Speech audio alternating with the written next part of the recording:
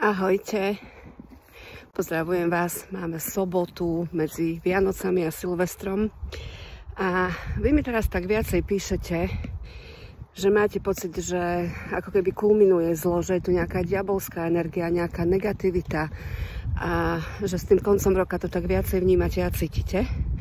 A čo s tým robiť, ako to zvládnuť, aby to nemalo na nás taký dopad, aby sme si ten koniec roka mohli trocha užiť. No a ja by som k tomu chcela povedať len toľko, že ono to nie je, že je okolo nás tá negativita, alebo že teraz sa niečo mimoriadne deje. Ono je to, čo my si celý rok nesieme v sebe. Všetky naše strachy, obavy, pochybnosti o sebe samých, pocity viny voči druhým, pocity viny za druhých, proste všetky tie veci, ktoré nemáme spracované, si nesieme celoročne v sebe. A ku koncu roka sa to naozaj ako keby tak ešte viacej nafúkne, ešte viacej to kulminuje a je to kvôli tomu, že na konci roka vedome, podvedome, nevedome, je to proste ako keby nejaký rituál, nejaký prechod do niečoho nového, do niečoho ďalšieho. Vtedy viacej bilancujeme, viacej sa zamýšľame nad sebou, nad svojim životom, nad tým, kto sme, čo sme, ako žijeme, čo sme urobili, čo sme neurobili a tak ďalej, veď to poznáte. A to, čo nemáme spracované, sa nám takýmto spôsobom ako keby začne prejavovať. A naozaj je to vtedy, keď pri tých bilanciách si začneme zvedomovať, čo všetko sme ešte mohli spraviť, čo sme pozabudli, čo sme neurobili. Tak nejak podvedome dúfame, že to ten koniec roka ako keby uzavrie. Ale ono to tak nie, pretože začiatok nového roka, toho prichádzajúceho, bude taký istý, aký je koniec. Čiže s akou energiou odchádzam zo starého roka, s takou energiou vstúpim do nového roka. A naozaj to čistenie prebieha na viacerých úrovniach a ide o to, že vy keď sa nad tým začnete zamýšľať, tak sa naozaj čistí zrno od pliev, alebo sa ešte hovorí, keď sa rúbe les, lietajú triesky. A je to preto, že my sa snažíme v tom živote ako keby podokončovať nejaké veci, či už v hmotnom svete, v hmotnej realite, alebo v tej mentálnej. A jednoducho si začneme uvedomovať, čo všetko sme nestihli a tak ďalej, čo už nechceme.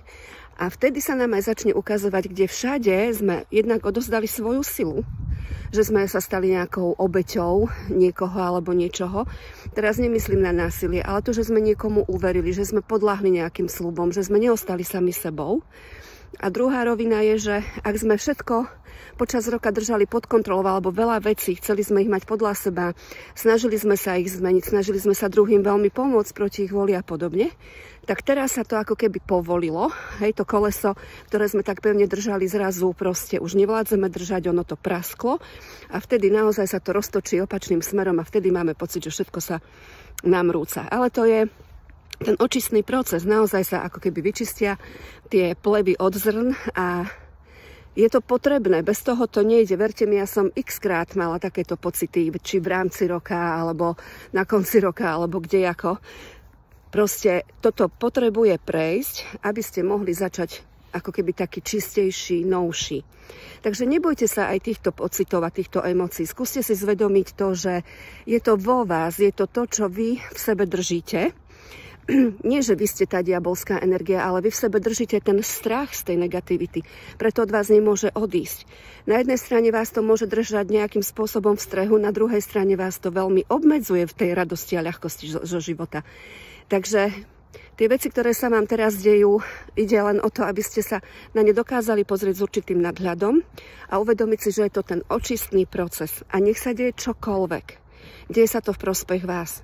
A ja viem, že toto sa veľmi ľahko hovorí a ťažšie sa k tomu pristupuje. Ťažšie sa to začína žiť, ale mám to za sebou. Viem, že to je možné.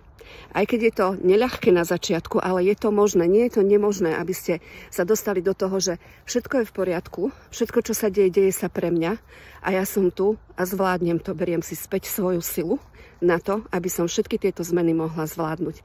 Takže skúste sa na to pozrieť aj takto. Ja vám veľmi držím palce a prajem vám, aby toto uvedomenie ste čo najskôr v sebe integrovali a mohli ho začať realizovať alebo žiť v tom svojom živote, aby sa naozaj tá negativita okolo vás pomaly rozpustila, lebo fakt je to to, čo si nosíme v sebe. Krásny deň.